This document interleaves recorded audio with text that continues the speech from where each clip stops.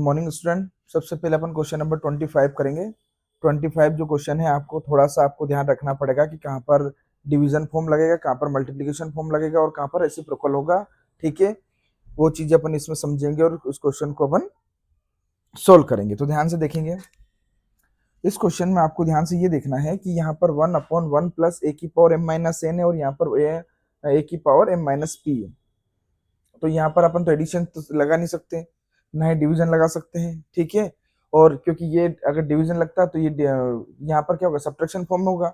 लेकिन अब एक ही कंडीशन बन सकती है कि यहाँ a की पावर m माइनस एन है और अपन जानते हैं कि अगर जो a की पावर m माइनस एन हो तो इस फॉर्म को मैं a की पावर m अपॉन a की पावर n में कन्वर्ट कर सकता हूँ, क्योंकि बेस सेम हो तो पावर क्या हो जाती है, सब्ट्रैक्ट हो जाती है।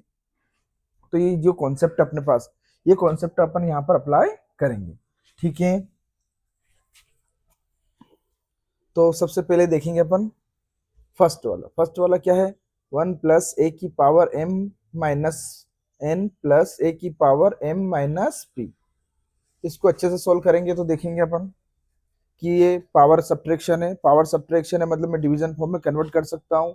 तो डिवीजन में कन्वर्ट करूंगा तो 1 प्लस ए की पावर m अपॉन ए की पावर n प्लस ए की पावर m अपॉन ए की पावर p। ठीक है, अब देखेंगे ध्यान से कि ये दोनों ही डिनोमिनेटर में है, लेकिन 1 के अपॉन में क्या है, 1 लिख सकते हैं अपन। और डिनोमिनेटर के अंदर में इन तीनों का नीचे एलसीएम लूंगा। तो एलसीएम क्या आएगा इसका एलसीएम आएगा 1 एज इट इज रहेगा, ए की पावर एन रहेगा।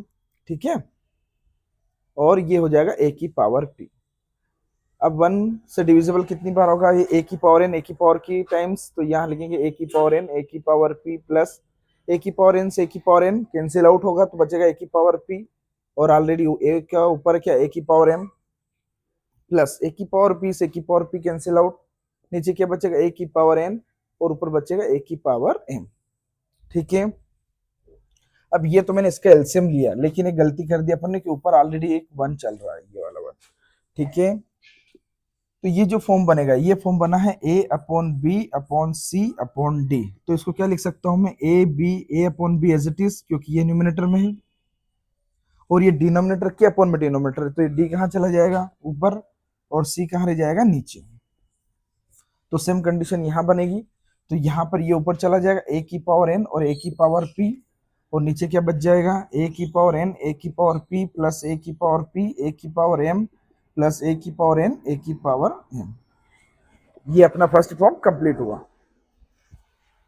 सेकंड देखेंगे, सेकंड क्या है,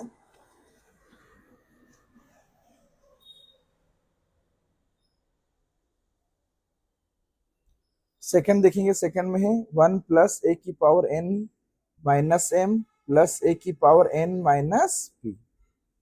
ठीक है, सेम कंडीशन इसी में भी ये बनेगी कि पावर सब्ट्रैक्शन है तो मैं इसमें किसमें कन्वर्ट कर सकता हूँ, डिवीजन फॉर्म में। तो जब डिवीजन फॉर्म में कन्वर्ट करूंगा तो ये हो जाएगा 1/1 प्लस ए की पावर एन और माइनस एम नीचे आ जाएगा, ए की पावर एन ऊपर और ए की पावर पी नीचे आ जाएगा। ठीक है, यहाँ पर सेम कंडीशन बनेगी डिनोमिनेटर में कि यहाँ पर 1 ए की पावर एम और ए की पावर पी है, तो क्या ले लूंगा इसका, ये 1 एज इट इज ऊपर, और एलसीएम लूंगा इसका ए की पावर एम और ए की पावर पी। 1 कितनी टाइम्स जाएगा, ए की पावर एम और ए की पावर पी टाइम्स, तो एज इट इज लिख देंगे, प्लस ए की पावर एम से ए की पावर एम कैंसिल आउट तो बचेगा क्या, ए की पावर पी, और ऑलरेडी ऊपर क्या, ए की पावर एन प्लस ए की पावर पी से ए की पावर पी कैंसिल आउट बचेगा ए की पावर एम, और ऑलरेडी ऊपर कौन है, ए की पावर एन।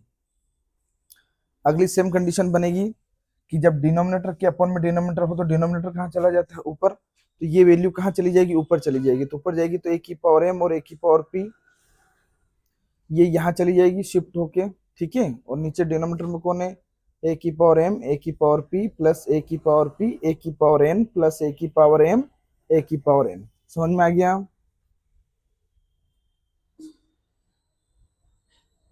ठीक है,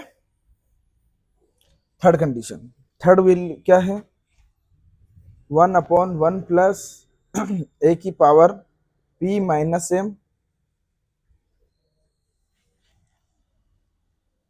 और पी माइनस एम प्लस ए की power P minus M. P minus M और p माइनस n। ठीक है, क्या होगा, सेम कंडीशन होगी।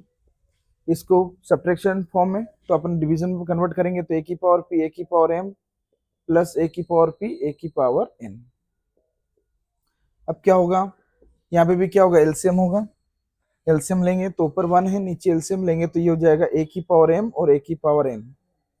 ठीक है, अब ये कहाँ चला जाएगा ऊपर, तो ये हो जाएगा a की पावर से कितनी बार हो जाएगा, ये a की पावर m और a की पावर n डिविजिबल होगा, प्लस a की पावर m से a की पावर m कैंसिल आउट, ये बचेगा क्या, a की पावर n और ऊपर है क्या, a की पावर p प्लस a की पावर n से a की power n cancel out, a की पावर m और a की पावर p। अब क्या होगा कि ये जो डिवीजन फॉर्म में ये कहाँ चला जाएगा ऊपर, ऊपर गया तो a की पावर m a की पावर n और नीचे कौन बचेगा, a की पावर m a की पावर n प्लस a की पावर n a की पावर p प्लस a की पावर m a की पावर p। ठीक है, तो अपने पास कितने फॉर्म बन गए, फर्स्ट, सेकेंड और थर्ड। अब इन तीनों को क्या कर दूंगा, मैं ऐड कर दूंगा, क्योंकि बीच में क्या एडिशन है। जब एडिशन करूंगा ये रब कर सकता हूं मैं, ठीक है, वरना यही हो जाएगा। एडिशन करूंगा तो क्या हो जाएगा, a की पावर n a की पावर p अपॉन a की पावर n a की पावर p प्लस a की पावर p a की पावर m प्लस a की पावर n a की पावर m।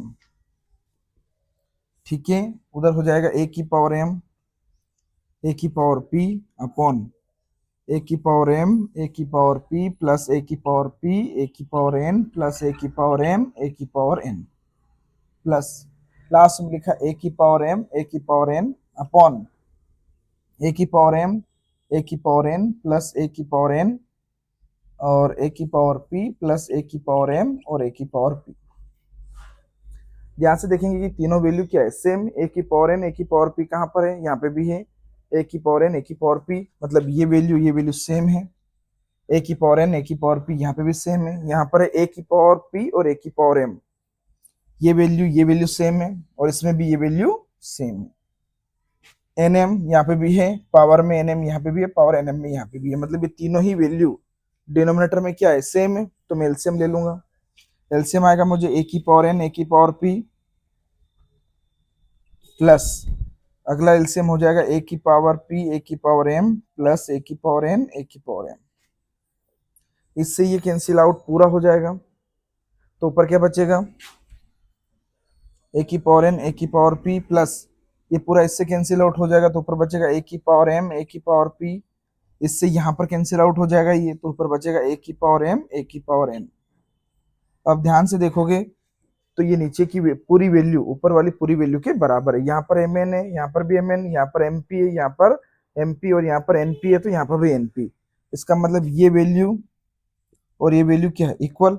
इसका मतलब ये पूरी और ये पूरी क्या हो जाएगी, कैंसिल आउट हो जाएगी। तो आपका आंसर कितना आ जाएगा, 1 आ गया, मतलब c is a correct option, c is a correct option हो गया और आपका आंसर क्या होगा, 1।